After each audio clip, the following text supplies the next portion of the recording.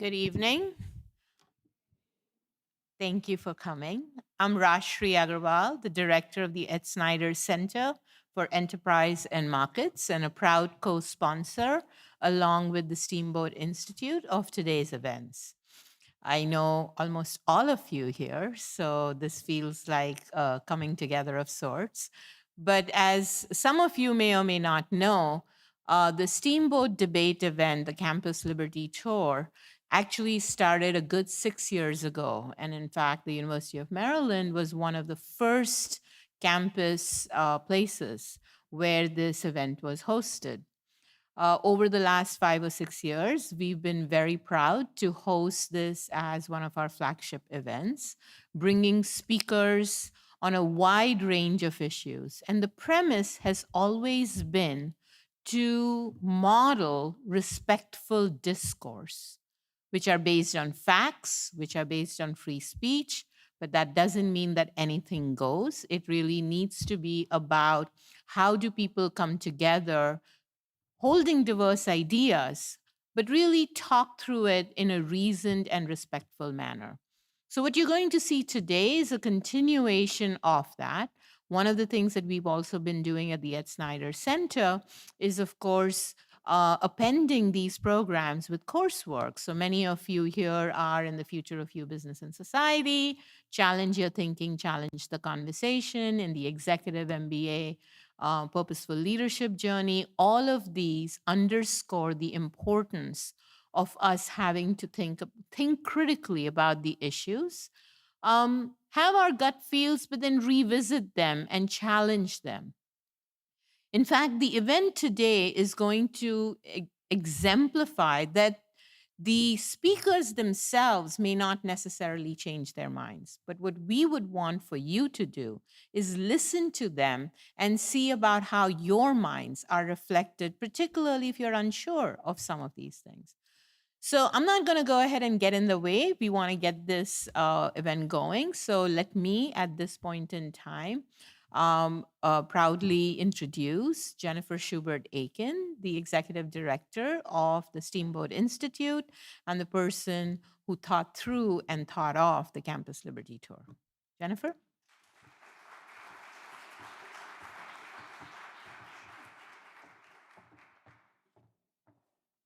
Good evening, Maryland. Thank you, Rajshri, for a warm welcome back to the Maryland campus. I've been here several times now, and it's always one of my favorite campuses of all the ones we visit all over the country. And I have to take just a minute to say congratulations to all you Terps fans on what an exciting comeback against USC on Saturday night. That was awesome. I want to thank all of you for taking the time to come out tonight. It's good to see so many students here. I also want to thank our audience who's watching live on our YouTube channel. We always appreciate having the opportunity to collaborate with the Ed Snyder Center for Enterprise and Markets and the Smith School of Business here at Maryland to bring these compelling debates to your campus every year. And I have to say, I say this when I go to campuses all over the country, Maryland is a shining example for how to promote civil discourse and critical thinking on a college campus. So congratulations to the Ed Snyder Center and the Smith School of Business for setting such a great example for other universities to follow.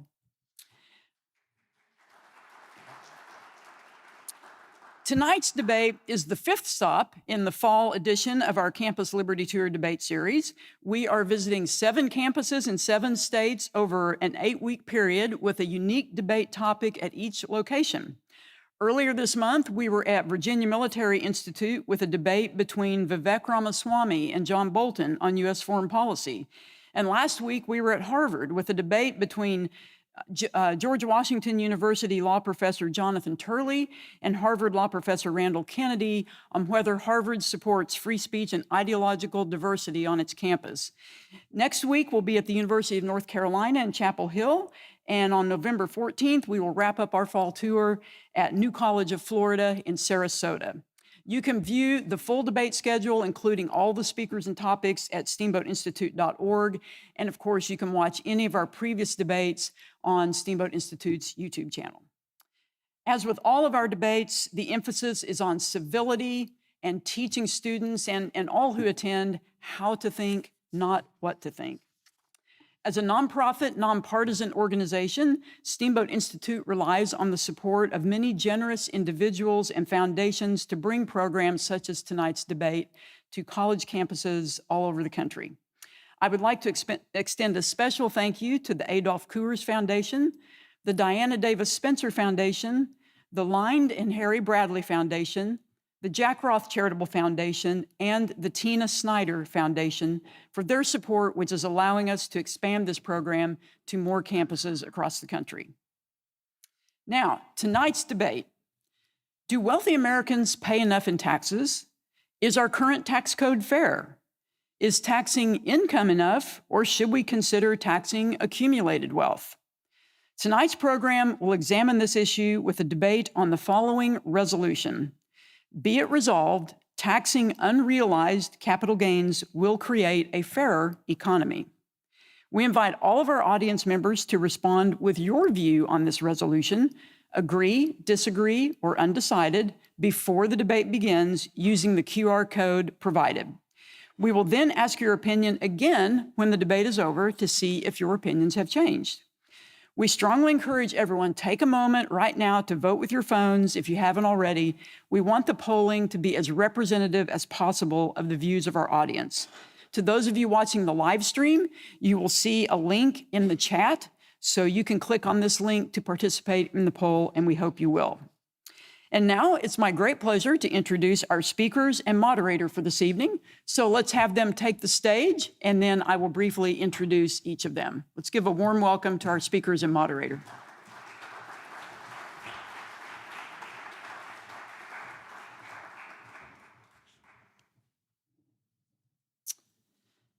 Okay, arguing the affirmative on tonight's resolution is Ben Harris, seated here in the center.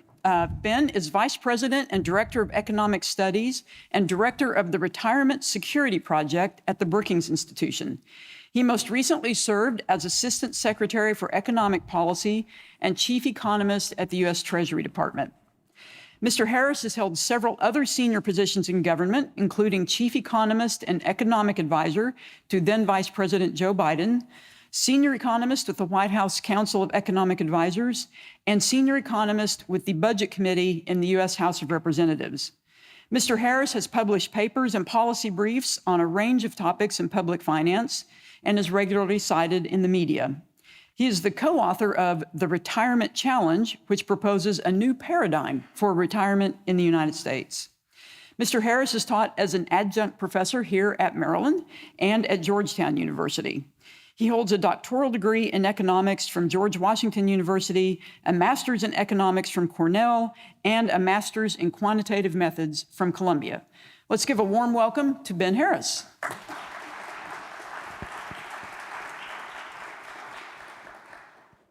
Arguing the negative on tonight's resolution is Stephen Moore, economist and author serving as a senior visiting fellow in economics at the Heritage Foundation. He is a frequent lecturer to audiences around the world on the U.S. economic and political outlook, and is the author of 6 books, including Trumponomics, Inside the America First Plan to Revive Our Economy. From 1999 to 2004, Mr. Moore served as founder and president of the Club for Growth, an organization dedicated to helping elect free market candidates to Congress. In his tenure as president, the Club for Growth became one of the most influential and respected political organizations in the nation. From 2005 to 2014, he served as the senior economics writer for the Wall Street Journal, editorial page, and as a member of the journal's editorial board. He also served as a senior economic advisor to President Trump's 2016 campaign, drafting tax, budget, and energy policy plans.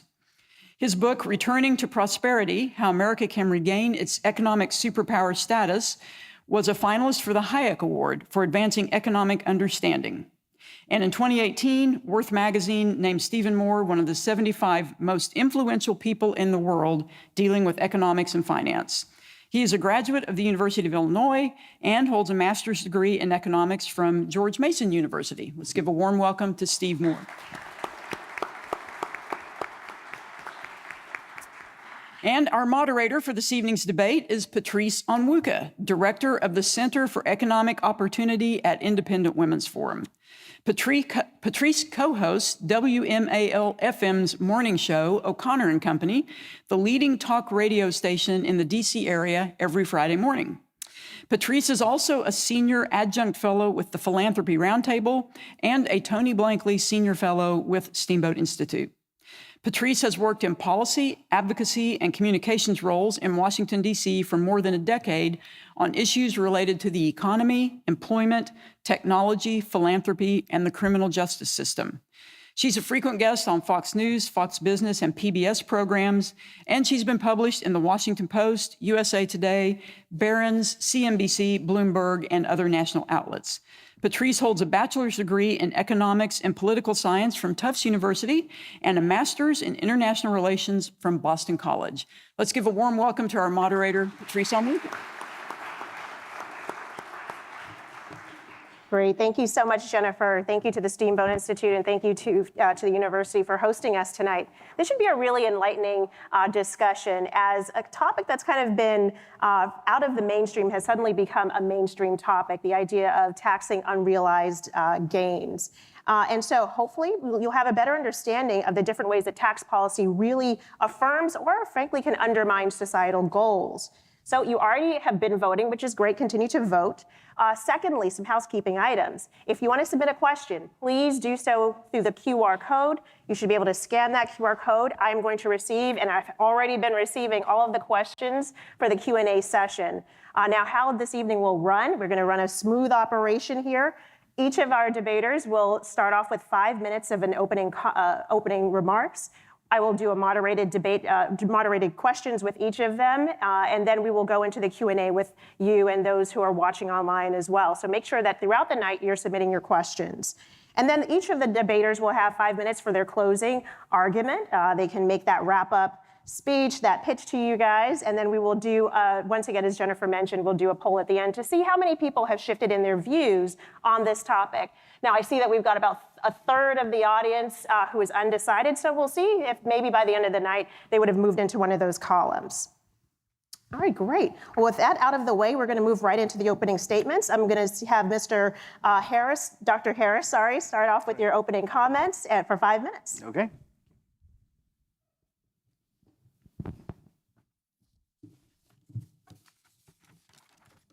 Good evening, everyone.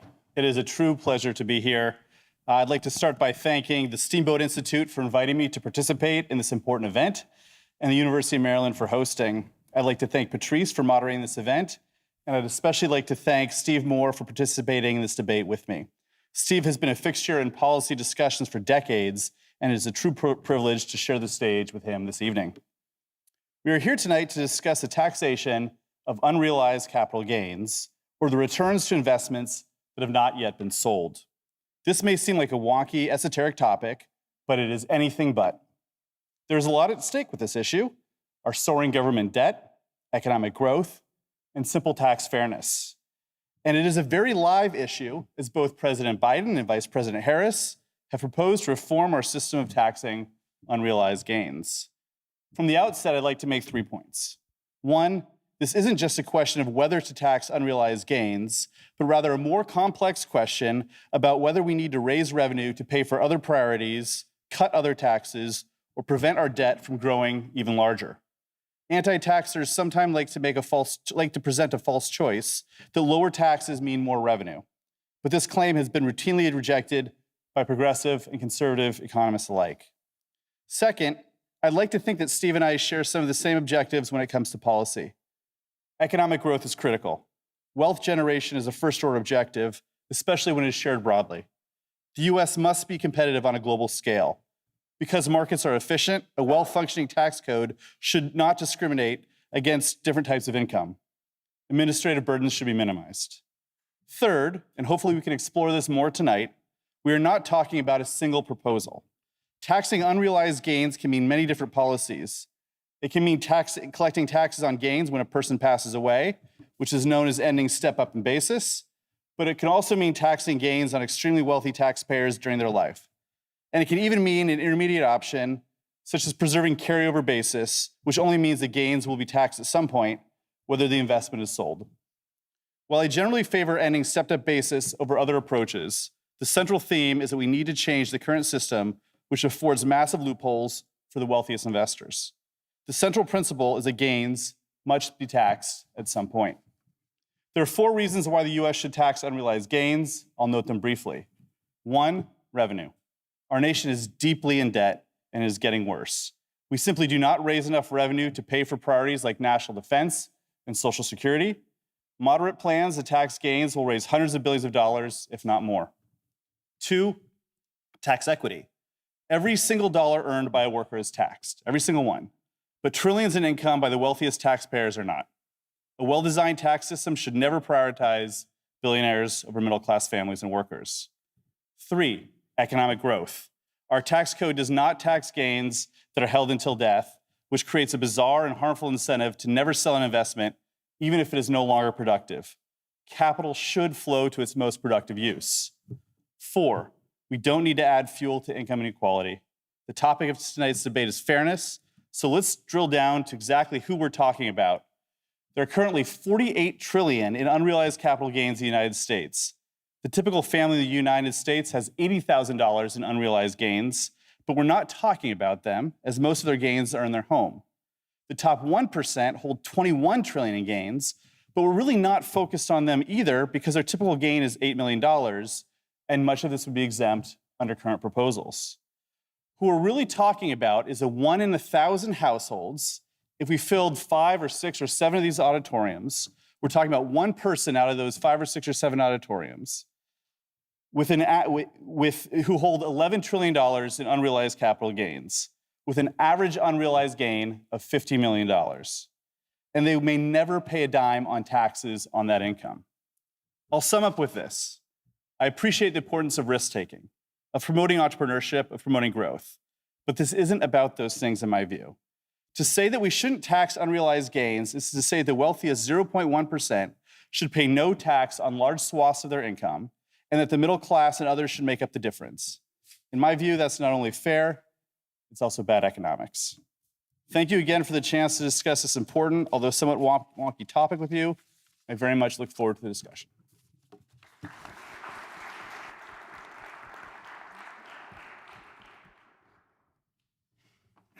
Hello, everyone. It's a pleasure to be here, especially with Mike Falkender, who's one of the best economists in the country, and I think will be the next chairman of the Council of Economic Advisors when Donald Trump wins. So, Michael, great to be with you.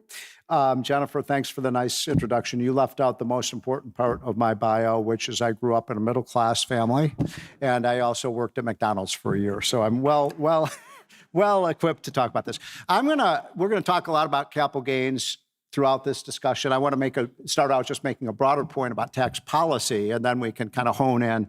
And by the way, there are many things that Ben said that I agree with. I think there is a problem, no question about what's called a lock-in effect with capital gains that's economically inefficient. And we may disagree about how to deal with that, but you're exactly right that we want capital to flow very freely. We want, people, if it's time to get out of IBM and into Google, we want people to, invest in one and not the other, and not have a tax impediment. So I'm going to just start with a few principles, and then we can talk more at length about the capital gains tax. First of all, in my opinion, a good tax system has a broad tax base and low tax rates. Broad base, low rates. So in other words, we don't want leakage. We don't want people to find, you invest in green energy, or you invest in bull sperm, or you invest in this and that, and you don't pay your tax. The tax code should be neutral in terms of what people invest in and what they don't invest in. And low tax rates are much better than higher tax rates. The higher a tax rate, the more disincentive that tax rate is to work or invest or save or to start a business. And by the way, in the 1980s, there was a broad consensus of this. We had a Tax Reform Act in 1986. I'm maybe one of the oldest people in this room, but that was a spectacular achievement. And this was bipartisan, 97-3 in the Senate, where we basically lowered all tax rates to about 28%. But we got rid of a lot of the special interest loopholes in the tax system. And Dale Jorgensen, he was the chairman of the economics department at Harvard, said that there were trillions of dollars of gains to the U.S. economy by having a much more efficient tax system. So broad-based low rates, and that means getting rid of loopholes, but getting the rate as low as possible. I'm a flat tax guy. I'd love to see, let's get that rate down to 18, 19, 20%. Everybody pays it. Warren Buffett pays it. Bill Gates pays it. You have a deduction for people, let's say, with income up to $40,000, so nobody below the poverty level, or even 2 or 3 times the poverty level, pays the tax. But above that, everyone pays that rate. We know that taxes have a big impact on policy because we have a great experiment in Washington called Washington, D.C., called the states. We have 50 states, and they have tax codes, and they have various different types of tax codes. And so you have 9 states that have no income tax at all, and you have a bunch of blue states that have very high rate tax systems. And the evidence is absolutely overpowering that people, especially people with money and people who start businesses, are leaving the high tax states and going to the low tax states.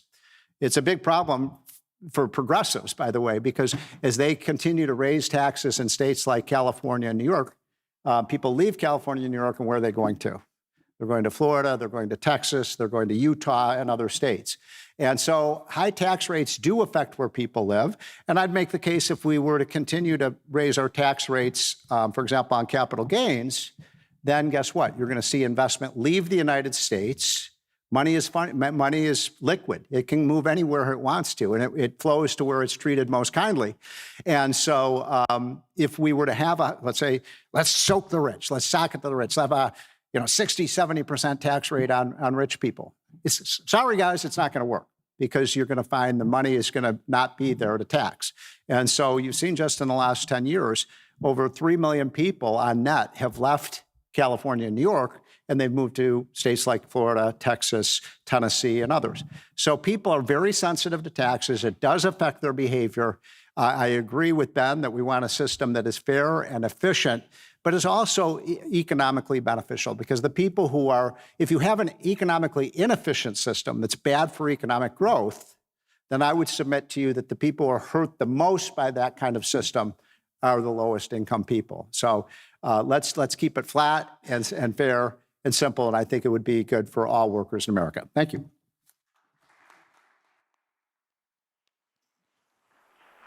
Okay, so I'm going to pick up on where there is agreement. I heard from both of you that you agree that there should be a fairer tax system, and both of you agree that there's an inefficiency right now in the tax system.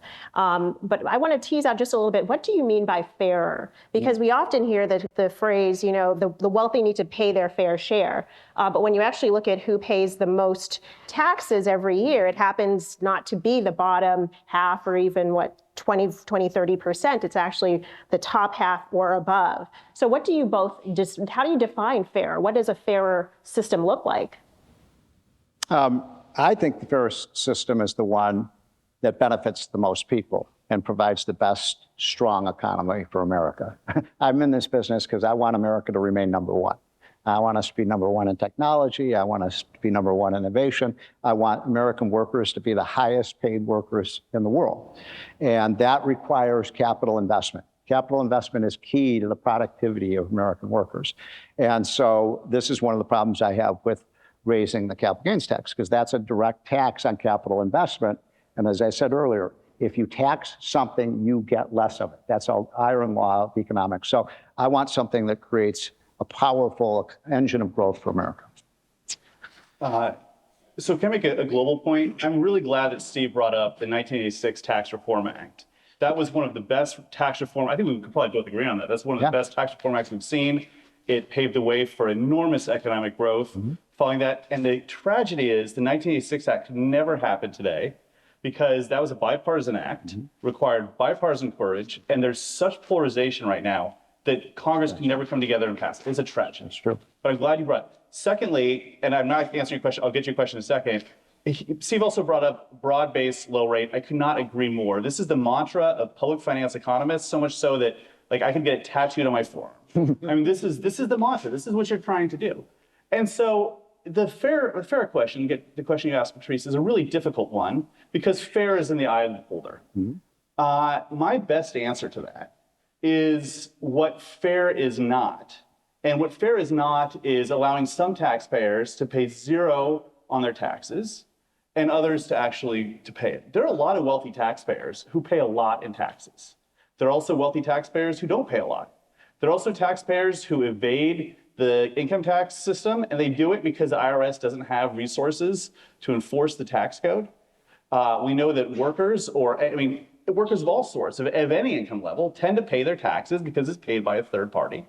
And those who pay themselves have much higher rates of evasion. To me, that's not fair. And in the context of unrealized capital gains, having one wealthy taxpayer pay rates of 25% or higher, an effective rate, while another is paying 0% because they have the ability to hold it for a long time, that's not fair to me. So I sort of define fairness by what it's not. And to me, a fair tax code is one where you don't have taxpayers in equal circumstances where one is paying a high tax rate and another's paying zero. So can I respond to that? I'm going to ask you a question because I think we agree on a lot of things. So let's take the example of someone who invests in a company, Google, okay? And let's say they've had big gains because Google's stock has gone through the roof. And you mentioned that it's not fair that shareholder, let's say it's gone up fivefold in the last 15 years. Now they have a big gain, no question about it, in their wealth. But if they haven't sold the stock, then they haven't gotten any gain from it, right? They have a gain in terms of on paper, but they don't actually have a gain. So that's, I think, where I disagree with you a little bit, where you say they're benefiting. Yeah, they're benefiting because they have more wealth, but it's only when they've kind of cashed out, and they would pay a capital gains when they cash out, that you get any benefit. Yeah, so sort of hidden in it's a great question. So hidden in my initial statement, I noted that there's a lot of different capital gains, a lot of different proposals to tax unrealized capital gains. The one I like the best is the one that says at the end of your life, if you haven't paid any tax on gains, you go ahead and you pay I agree with you on that.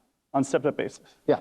Oh, well, so we just go. I do. All right, well, we've got to get to the tension point Well, here. explain to people what that Yeah, is. so let me go into a little more detail. So if you're looking at sort of the major proposals out there, you have, so Joe Biden and by extension Kamala Harris have backed a proposal, two-pronged proposal around capital gains rates where you end the step-up in basis for people who have held assets until they die. So for example, give the perfect example. So you buy Google stock, you hold on to it for your life, it's appreciated by a certain amount, you die. Under the current tax code, you pay no taxes on it. Now maybe if you're a high net worth individual, you'll pay an estate tax, which is levied on married couples who have more than like $22 million or so in wealth.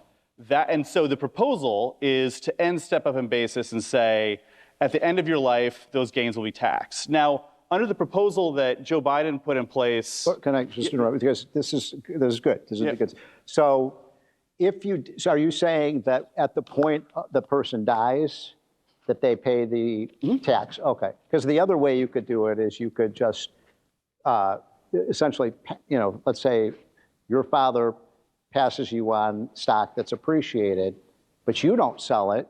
You could just keep, in other words, until the stock is sold, there's been no gain. But then if you sold the stock as the heir, then you would pay the tax.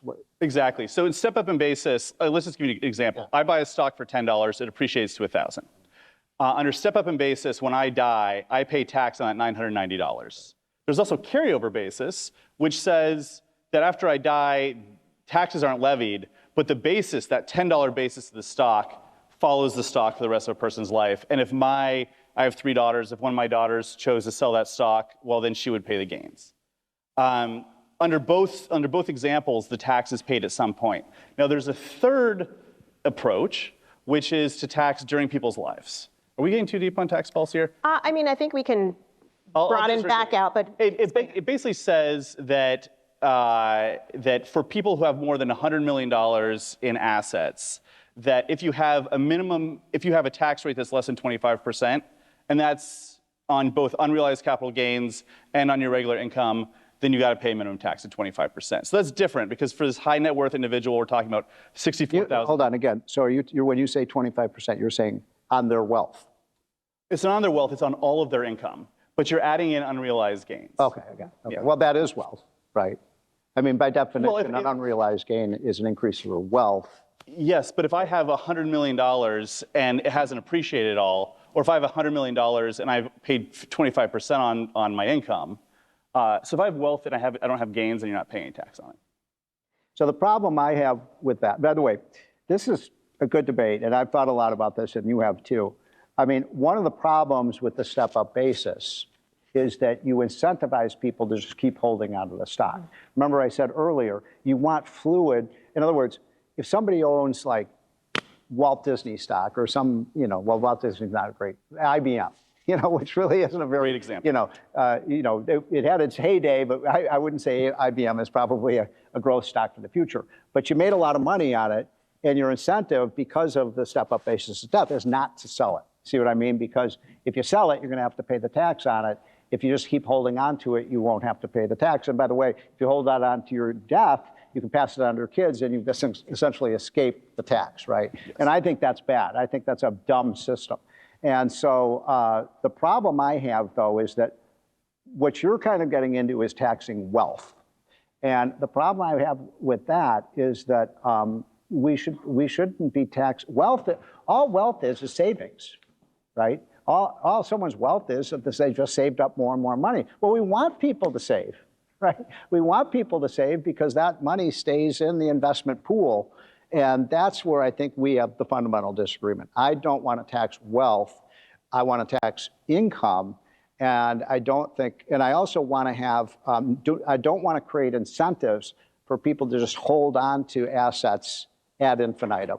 Well, let's also pick up on other incentives, or which can become disincentives, which is people move with their feet. You're touching on this when it comes to states and tax policy by state. But what about entrepreneurs, or what about people who feel like, well, you know what, I can go to another country that has a very different system. We often look at other countries and compare their policies. Do we see other countries that have instituted taxing unrealized capital gains before? Has it worked? And have there been other countries who've said, no way, we're not going to go that route, and they've benefited as a result? So most countries, very few countries tax unrealized gains. And one reason why unrealized capital gains were not taxed in the past was we didn't really have the technology to do it. It was too hard to track the basis. And so it wasn't necessarily an ideological objection, but rather just a necessity. Red tape. So Denmark, for example, taxes unrealized gains. I mean, the question that Steve brings up about people voting with their feet is a really good one. And if I felt like, I think the disagreement is not a value disagreement, it's just about sort of empirical evidence around states. So we're talking about a federal policy here. Mm-hmm.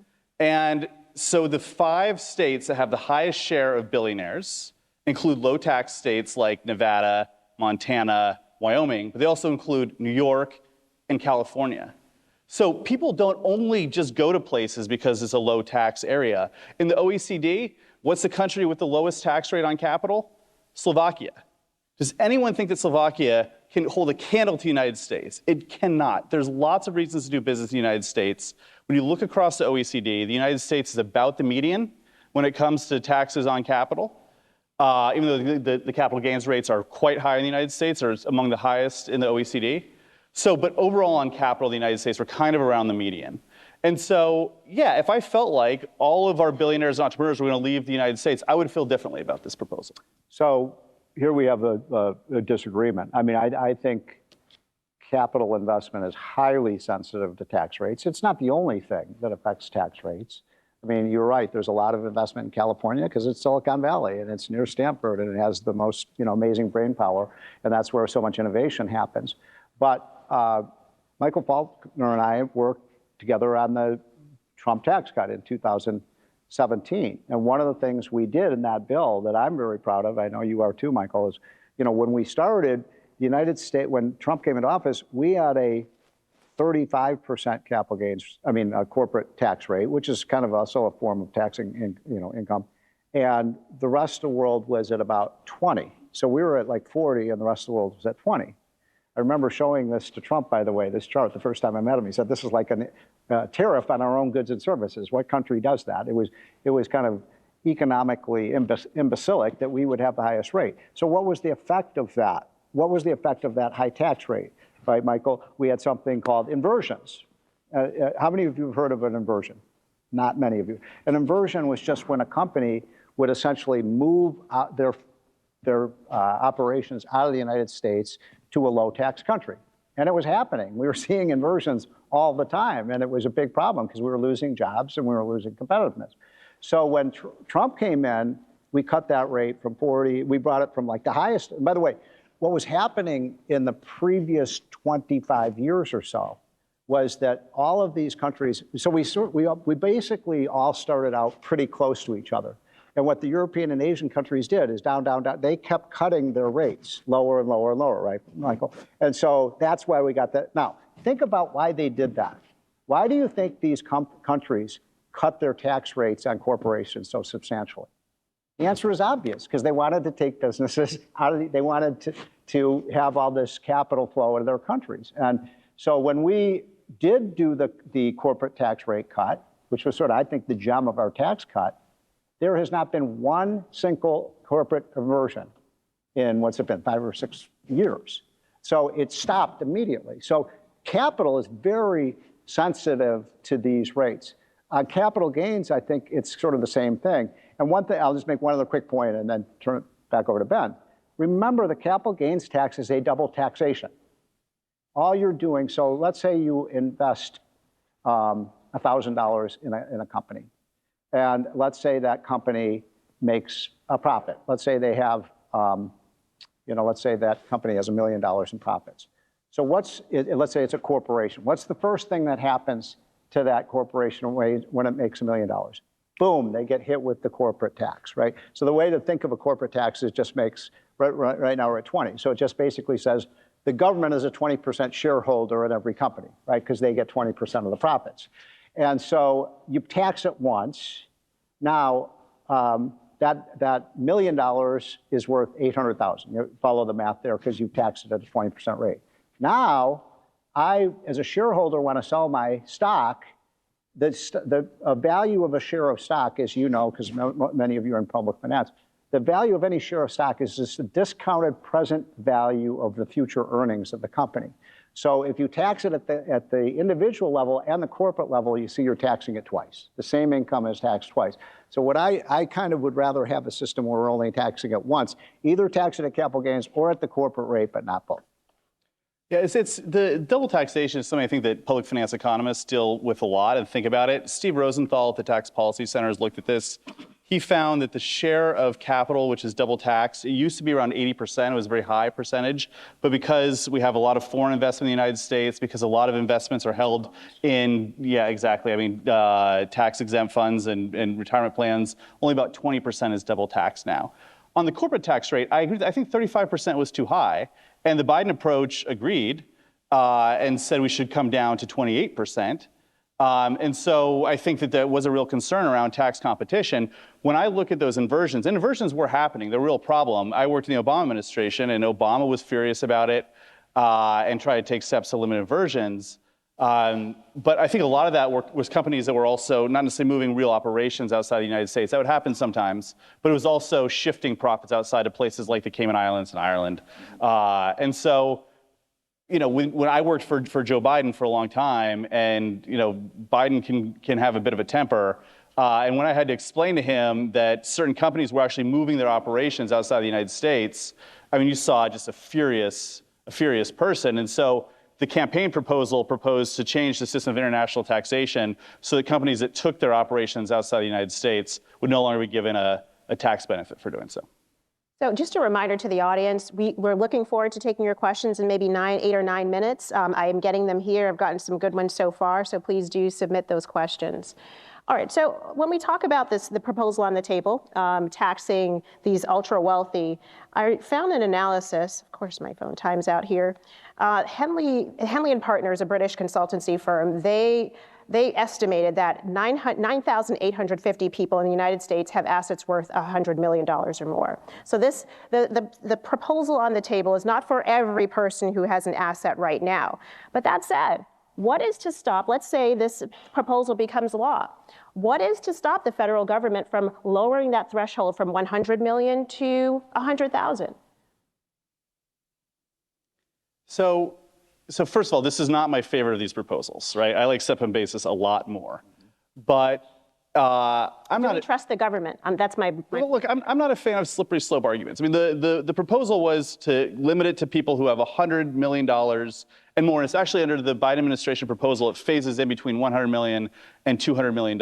So we're talking about, as you noted, 10,000 taxpayers. Yeah. So what's to stop? I mean, there is this general agreement amongst members of Congress that you should provide big exemptions to certain types of unrealized capital gains. If you're a married couple and you own a home, the first $500,000 in gains on that home goes completely untaxed. If you improve the home, you improve the basis, that goes into it. So you get these big exemptions on your primary residence. Under the unrealized capital gain proposal that I mentioned earlier, that the Biden administration put out, the first $10 million in unrealized gains would be completely exempt. So, what's to stop? It's a good question, Patrice. What's to stop the government from lowering it more? I don't know, common sense. It's like this is really just designed to hit the, 1 in 1,000 taxpayers that have over $100 million in wealth. Do you buy that, Steve? So people who get really, really rich are not stupid, right? They're not stupid people, for the most part, unless they maybe inherited their wealth. But they're going to find ways around this. And there's two ways that people could get around this wealth tax.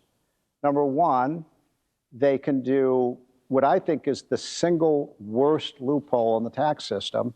What is Bill Gates going to do? What is Jeff Zuckerberg going to do? What is Warren Buffett going to do? What is Elon Musk going to do? This is the biggest leakage in the tax system. They are going to create multi-billion-dollar foundations.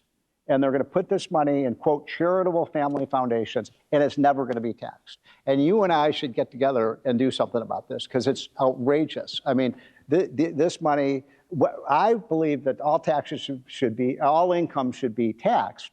And we're talking about hundreds of billions of dollars that will never be taxed. So that's number one. If you create this massive wealth tax, all you're going to do with these people with, what was the threshold, 100 million? 100 million. That's a lot of money. What are they going to do? They're just going to stash it in foundations, and you're not going to get a penny. And the second thing that they're going to do is they're going to leave.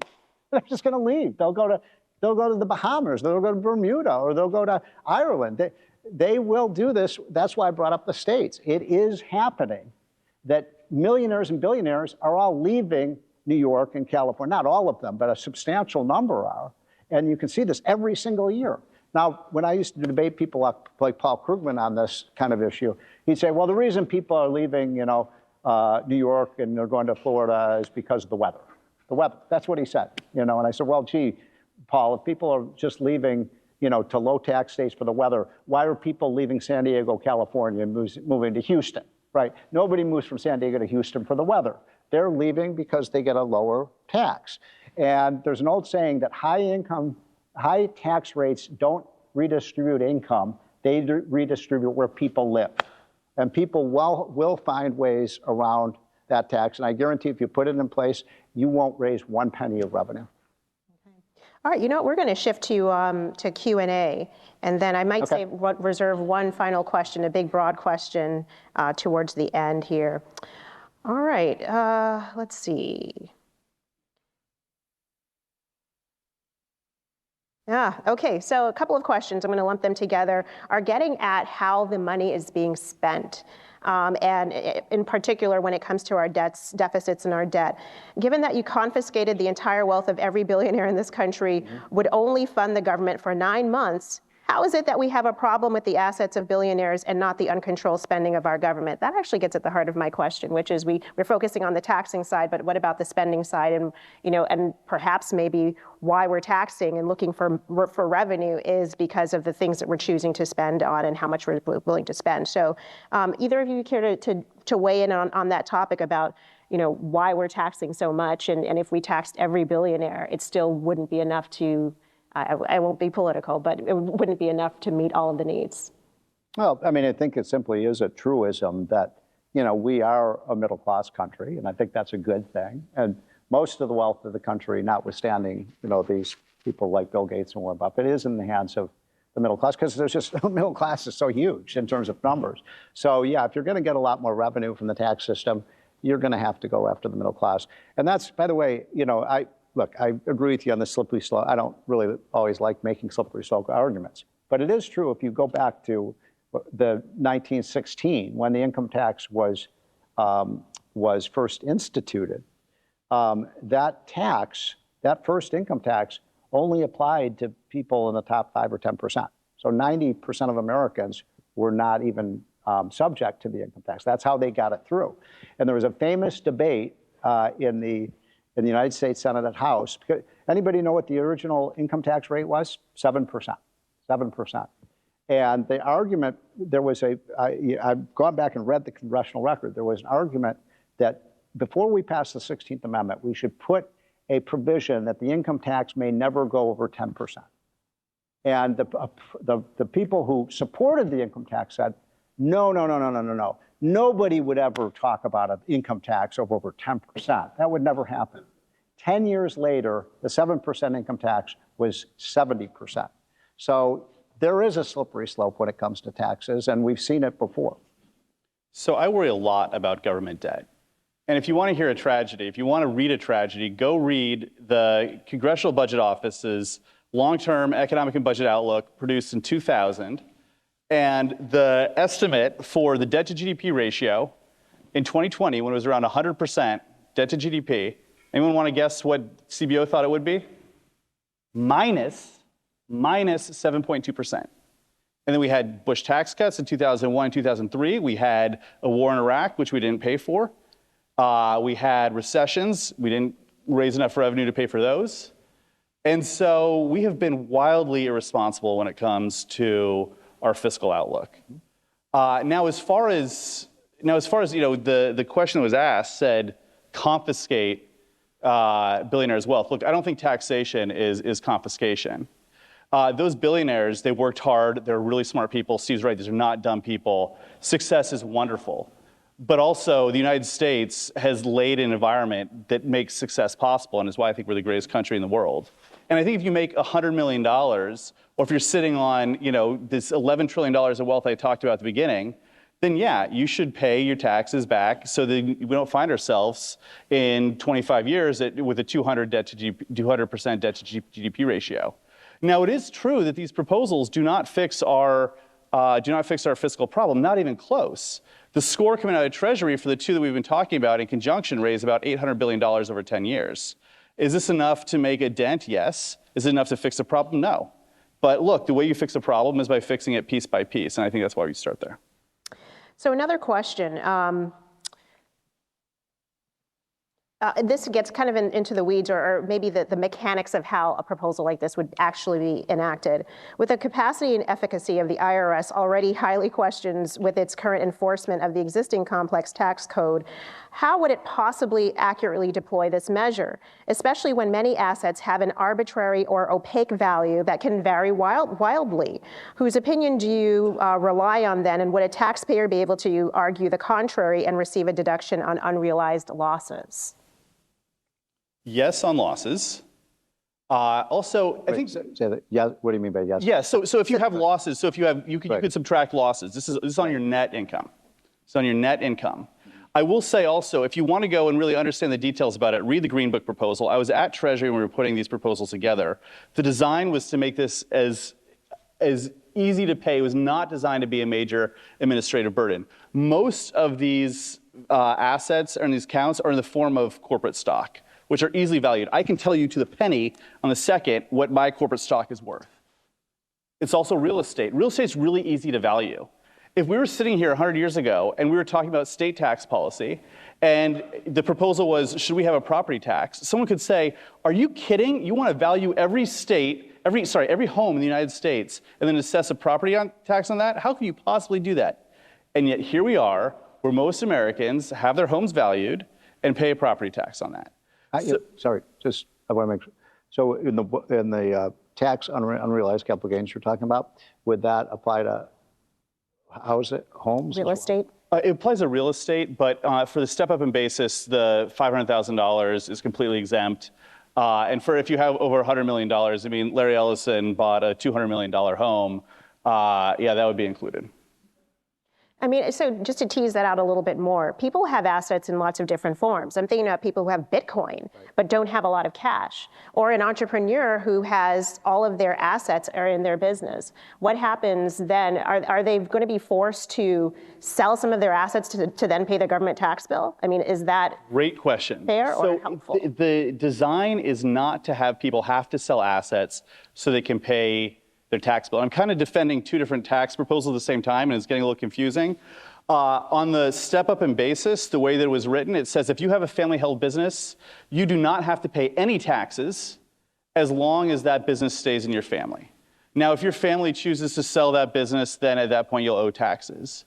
It also says that that you have 15 years to make a payment on your illiquid assets. This is not designed to have people lose the businesses they worked so hard to build. It's just designed to make sure that people don't pay zero taxes on their assets. So a couple of observations about this. One is that going back to the idea of doing the step-up basis at death, what I would do, just to be clear, is I would get rid of the death tax. I just get rid of it and tax the assets. Just do step-up basis. But you shouldn't do both. Right? You shouldn't have step-up basis and a death tax on top of it. And I think the more efficient way to do it would be you die with $20 million of stock of gains, and you want to pass it on to your kids. First, you're going to pay the capital gains tax on it, and then it goes to the kids. But there's not another tax on top of that. Second of all, I generally prefer taxing people on in other words, one of the problems I have with the way we tax in America is we tax virtue and we reward vice. So when you give people welfare benefits for not working, now there may be many reasons why someone can't work, but you're certainly encouraging them not to work when you pay people not to work. We know that from every study. Meanwhile, someone who does the virtuous thing, they start a business, they work hard, they work 50 hours a week, they save, they use their mind to employ people, we punish them with ever higher tax rates. And if you tax something, you get less of it, right? That is a fundamental math law of economics, that if you tax something more, you're going to get less of it. And so the more you tax people on their saving, and the more you tax people on their entrepreneurship, and the more you tax people on their work, the less you're going to get of it. This is just a mathematical certainty. I'm not saying that, there's, like the Laffer curve is the extreme thing where you could actually get less revenue from, if taxes get too high. And that is true. If tax rates get way high, you could actually lose revenue. What I'm saying is you're not going to get the rate of economic growth you want. And one of the things that, I agree with you. I'm very concerned about the massive deficits that we're running, $2 trillion a year from now until forever. As I look at it, yes, we need to adjust our tax policies. We need to bring spending down. I think everybody would agree to that. But the single most important thing, because most of you are in this room are maybe in your 20s or maybe 30s. I'm not going to pay the debt. You're not going to pay for it, but it's going to fall on your shoulders. So what do we do to reduce the debt? The single most important thing is to increase the rate of economic growth, right, Michael? The more economic growth you get, the more revenues you get. So, for example, and I don't want to be too long-winded here, but this is really important. If you look at those forecasts you were talking about, and they are really frightening, I could not agree more. They are based on the idea that the United States economy is going to grow at, I think it's 1.7% per year. It's pathetic. Hell no. We have to make it a national commitment. We're going to do everything we can to make sure the economic growth rate goes up to 3 to 3.5%. We can do that. That's been pretty close to the, historical average in this country, real 3 to 3.5% growth. If we could achieve that, and I think we can, we're moving into a technological age. You're going to see robotics and all these things are going to make amazing productivity improvements. Then all of a sudden, that curve that you're talking about, it starts to bend down. And that's what we want to see that happen. And the best way to have that happen is through strong economic growth. And one of the ways to create strong economic growth is to have a tax system that encourages people to work, save, invest, and start businesses. Can I make a real quick point? Yeah, So I agree, economic growth is critical. All of the problems we're dealing with become so much less severe if we have strong economic growth. There's a study done by the Penn-Wharton budget model. So this is Wharton School of Management. This is not BernieSanders.com, run by a Republican. And they looked at the economic impacts on the capital stock. So when Steve's talking about economic growth, the capital stock's really important to future economic growth. And they found that the stepped-up basis proposal, the tax stepped-up basis at death, would actually raise the capital stock in every decade going forward for the next 20 to 30 years, for as long as... Why is that? How does that? Yeah, so it's a really important question. So it's for two reasons that the capital stock rises. The first off is that the tax proposal in isolation pays down the national debt. It's not a big score, and it's not a mass... I don't want to overrepresent this. This is not a huge change in the capital stock. It was like 0.1 or 0.2%. But it's still an increase. So the first thing is it's paying down the debt. The second thing, and they noted this, is that when you tax something, you do get less of it, but you might also get more of it because you get this income and substitution effect. So particularly for saving, if people have a target saving rate and you tax their savings, sometimes they'll increase their saving because they want to hit their saving rate. And that offsets the factor that Steve was talking about, where you do get less of it because you get to keep less of your returns. So Penn-Wharton found that stepped up a basis would actually lead to more economic growth by increasing the capital stock. And I find that to be preposterous. I mean, essentially what the Penn-Wharton model is saying in that respect is if we increase the rate of tax on capital investment, we're going to get more capital investment. And sorry, that's just wrong. I mean, if you're going to tax something more, you're going to get less of it. And I know there's all these substitution effects, but I think that's a dangerous... I mean, we had this debate in the 80s when Reagan came in, and people said, oh my gosh, the deficits are going to cause higher, less capital investment. And we did cut the tax on investment, and we got a boom in it. So this is the one thing that you said that I just disagree with. I can't believe PhD economists, Michael, I'm sorry, I can't understand how a PhD economist said, if we tax capital more, we're going to get more capital. It doesn't make any sense to me. It was also coupled with paying down the debt. Yeah. There's two things going on at once. So you're saying that if it was for paying down the debt, then it would be okay, but if it's not, if it's just for general budgeting purposes or to advance new agendas, new spending, then it's not okay. Well, it's hard to answer because I don't know. I mean, I think the score was like a couple $100 million over 10 years. A couple $100 billion over 10 years, maybe even less. Now, if you told me you're going to put that towards early childhood education, which study after study has shown to pay off huge over the course of a person's life, I'm in favor of that. If we're putting it towards unproductive investments, I'm less in favor of it. So you do have to look at the other side of this. I'm a big fan of using efficient tax policy to pay down the debt. I'm a big fan of using efficient tax policy to put towards investment in our future. I'm less of a fan of using efficient tax policy to pay for things which are not productive. Well, it gets at the heart of the disagreement I think the two of you would have over the size of government. And I think that's the big picture issue here, where one side believes that there should be a more limited government, and one side believes that there should be a bigger government with broader aspirations for its role in everyday lives. I mean, is that the reason, is that the motivation behind something like this proposal? Not just paying down debts and deficits, but really about advancing agendas, whether they're Republican or Democrat, conservative or liberal. So should we get into a debate about the size of government now? I'll let you just a couple of moments on those. We have a few minutes still. Look, I have been troubled by, okay, we've got to address inefficient spending. And I have not laid out the Ben Harris plan for reducing spending. I will say I'm somewhat troubled by plans that target a small share of federal spending for all of the deficit reduction. And if you look at plans, for example, plans that came out of the House over the past couple of years, that has taken aim at one type of spending, which is non-defense discretionary spending, which is a bit of a mouthful. But the way that I look at this spending, which has come down a lot, both as a share of GDP and as a share of the budget over the past 20 years, it's come down sharply. We've continued to constrict the spending. This is spending for things like intelligence, national intelligence, transportation, education. These are the things you think of when you think about public goods. These are the things that often, not always, it depends on, I'm making broad generalizations, but these are often the things that can make us richer. Investing in the NIH, cures for cancer, investing in vaccines in the middle of a pandemic. And so I am all for going back to Steve's excellent point at the beginning about the 1986 tax reform, a big bipartisan plan which helps control government spending along with raising more revenues. But I don't want to get there by only targeting a very So what would you cut then? Well, I think so for example, what proposals do I like? I like proposals that actually have come out of both parties to control prescription drug prices. And allow To do what?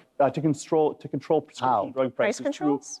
No, not price controls, by allowing the federal government to negotiate with drug companies. And so that was one of the pay-fors in the Inflation Reduction Act. Kamala Harris has proposed to go ahead and accelerate the rate at which the government can negotiate with drug companies, and that raises a few $100 billion over 10. The one thing that, since this is a young audience, it's not, and here I disagree with a lot of my Republican friends.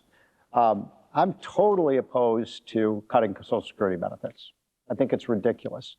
I've been arguing this for 40 years. It's probably the single biggest mistake we've ever made, one of the biggest mistakes we ever made as a country. If 40 years ago we had just said to every single worker, you put 12% of your money in a paycheck into a 401k plan, just an index fund of every stock. I'm going to retire next year. I'll be eligible for Social Security benefits next year. I'm not going to retire next year, but I hope to work to 80. But I could retire on Social Security because I'm 64, and next year I'll be 65.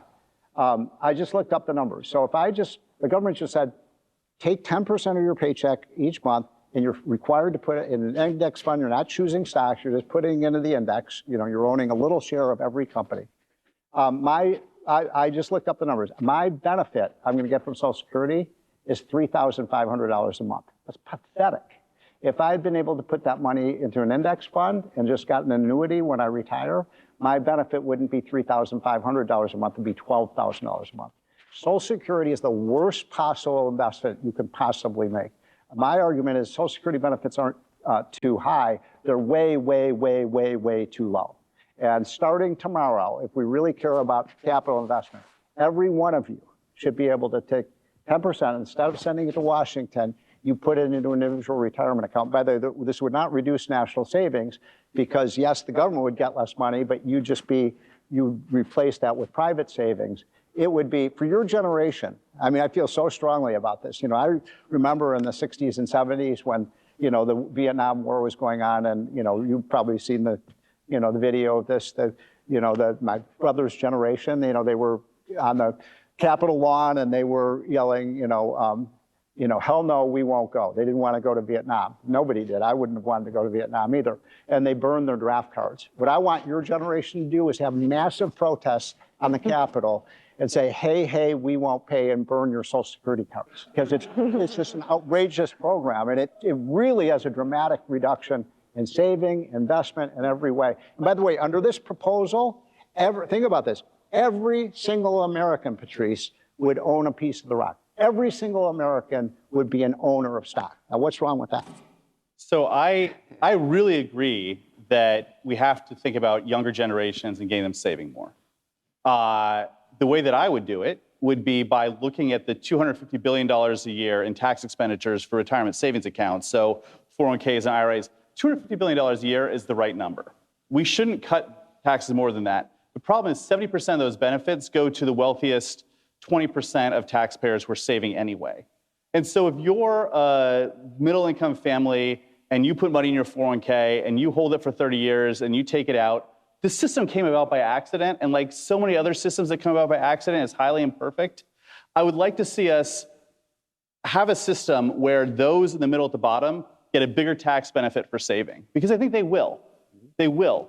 And so I completely agree about wealth generation. I like Social Security. I think that Steve raised an interesting point. If Social Security can invest some of the trust fund in equities, I think it's like a very reasonable discussion. We should have that.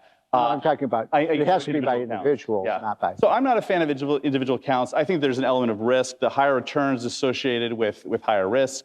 So I think the current Social Security system has been largely a success in that it's been the bedrock for retirement. Steve's right. Maximum benefits around $40,000 aren't a lot if you're higher up the income scale, but for a lot of people, it gets them out of poverty, and it's just a rock solid program to have them have a pretty decent standard of living for their retirement. So just one response to that. I've been working on this issue for 40 years. And every single time I've debated this, because people are opposed to it, they say it's too risky. Ladies and gentlemen, 40 years ago when I started talking about this, the Dow Jones Industrial Average was 1,000. Today, the Dow Jones Industrial is 32,000. I mean, think about that, a 30-fold increase. If we have the same appreciation in the stock market over the next 35 years or so that we've had the last 35 years, and there's no reason it can't happen. We're moving into a technological age where productivity rates could dramatically increase. We're talking about Dow 1,500,000. So, I mean, stocks are risky. I mean, this is an important point. It is true stocks are risky in the short term. So if you're talking about a 2 or 3 or 4 year investment, yeah, you can, you know, if you would invest it, there is no period in all of, since we opened the doors to the New York Stock Exchange, that over a 40-year period, even if you had started investing, you know, in 1929 and saw the dramatic decline, there's no period where stocks didn't do substantially better than what Social Security. So the problem with, you know, what you were saying, is, in my opinion, is yes, we want people to save more, but guess what? If you're making $40,000 or $50,000 a year, the government's taking your savings. They're taking 12% of your paycheck, so they don't have any money left over to save. And so what I'm saying, this is a way to have real savings, where you're taking that 10 or 11 or 12% and put it in. How many of you would favor this proposal? Not many. I mean, Sounds like why another- would you pass up free Sounds money? like another We should debate definitely topic. come back and talk about it. Yeah. Jennifer, I think we have another debate topic here. Yes, exactly. Saving for That's the next one future. for you, Jennifer. But to get us back onto the original and start thinking of your 5-minute closings, this will be kind of the final wrap-up question. So billionaire Mark Cuban, I think everybody knows that name. He's been campaigning for Vice President Kamala Harris, and he actually blasted this proposal that we're talking about today to tax unrealized capital gains as, quote, an economy killer. And he said it's never going to happen, or he would campaign against her in 4 years. What's the likelihood of something like this actually passing? So again, we're talking about two different proposals. So the one that Mark Cuban came out against was the one where you levy a tax on people making more than $100 million. He did not come out against the tax, actually Steve and I agree on, which is ending step-up basis. Two, Mark Cuban has a self-interest in opposing this, you know, I mean, he has more than $100 million in wealth, and it clearly doesn't work for him, and that's a self-interested comment. Mark Cuban has not been elected by the American people to represent them, and so, yeah, that's a self-interested response. So I guess that's my take on it. Steve, do you think Republicans could jump on board of a proposal similar to what you guys agree on? Sorry, could Republicans agree to what? To a proposal, the stepped-up basis proposal. If it was done the right way, I think it could be done. I mean, again, it would have to be coupled with some kind of reform in the death tax. But I think, you know, as I said from the outset, I want all income taxed, but I want it taxed once, not 2, 3, 4 times. And so this is one of the biggest leakages. That's what the term we use when income goes untaxed, is through what Ben is talking about, this step-up basis at death. So I would favor that. I think it's feasible, and I want Kamala Harris to spend the next 2 weeks running around the country telling people she wants to tax their unrealized capital gains. This is probably the single most unpopular idea I've seen. I mean, there aren't too many Americans. Well, we'll see about what you think, but you know, when you talk to Americans with, you know, that are in their 30s or 40s or 50s, and you tell them you're going to tax their unrealized capital gains, you're going to see a lot of opposition. And we haven't even, you know, one last point is that, you know, think about this. You got a farmer, okay? The farmer is in Iowa, and the farmer bought a farm, let's say 10, 15, 20 years ago, and they bought that farm for $300,000. And then because of the appreciation of land values, now that farm is worth, let's say, $3.3 million. So the farmer now has a $3 million paper gain. You follow me? Because they bought it for $300,000, now it's worth $3.3 million. Under the plan that Kamala is talking about, I know you're not in favor of that, but you know, under that plan, the farmer would have to pay, if my math is right, 20% of $3 million, right? That would be $600,000. Where's the farmer going to get the money? They would literally, you would have a system where literally people would have to sell their farm to pay the taxes. And I just think that is untenable and unfair. And so I think the chances of that happening are very remote. Terrific. Well, you know what? I'm going to give you the floor for closing comments, 3 to 5 minutes. Dr. Harris, will start with you. Okay. All right. So I want to reemphasize one number that I said from the outset, which was $11 trillion. That is the unrealized gains held by the wealthiest 1 in 1,000, and a large share of that, they will never pay taxes on that. Now, the average tax rate on capital for a household making between $1 and $200,000 is around 12%. Explain to me how that's fair, that this upper middle income family is paying 12% on their capital, and you've got Larry Ellison and Warren Buffett paying 0. Even Warren Buffett would acknowledge that that's not fair and that's not right. $11 trillion in unrealized capital gains.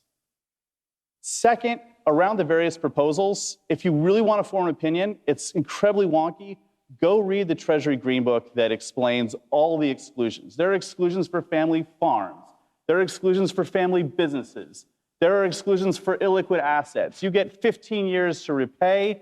And these tax proposals were designed to not force anyone to pay to sell their business if they don't have to. That's not what they're designed to do.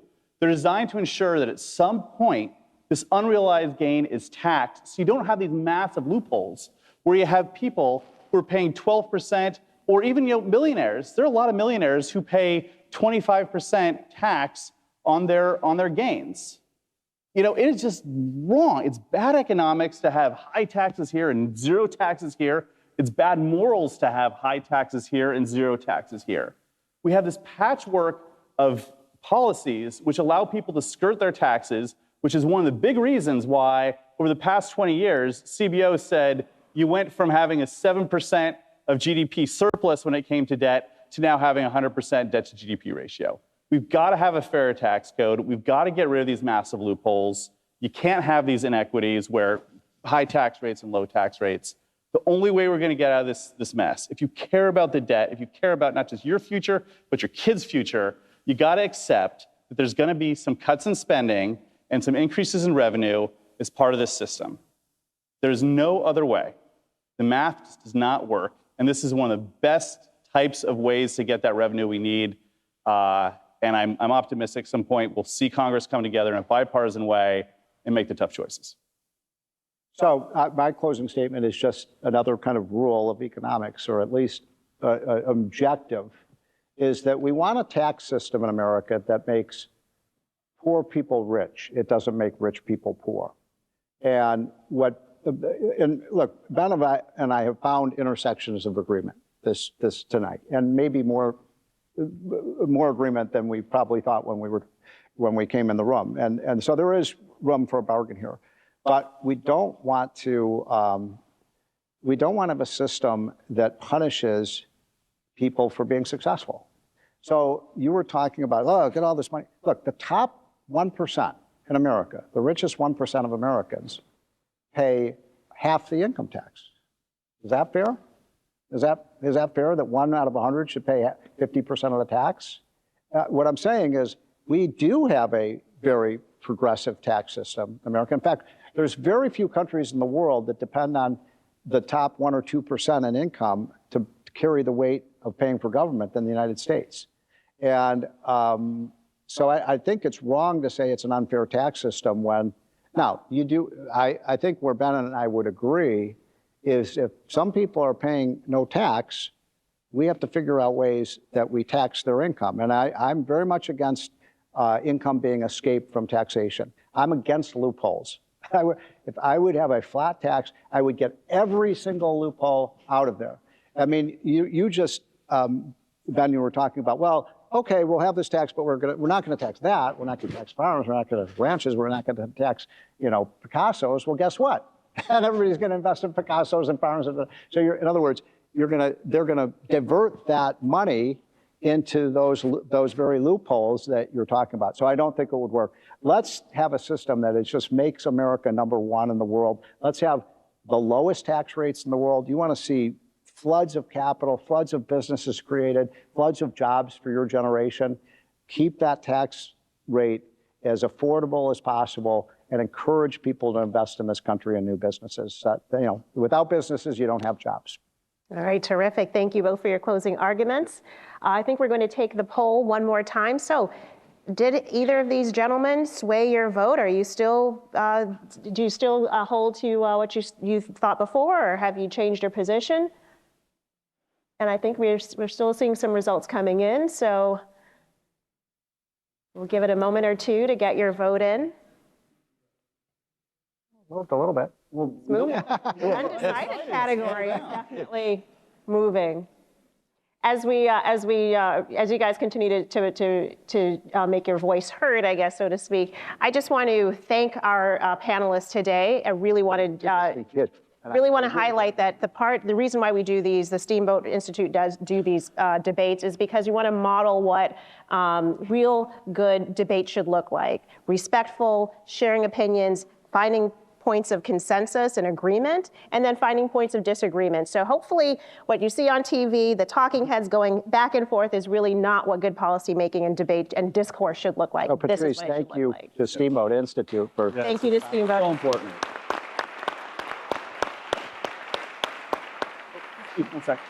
You could just bear with me for just one more second.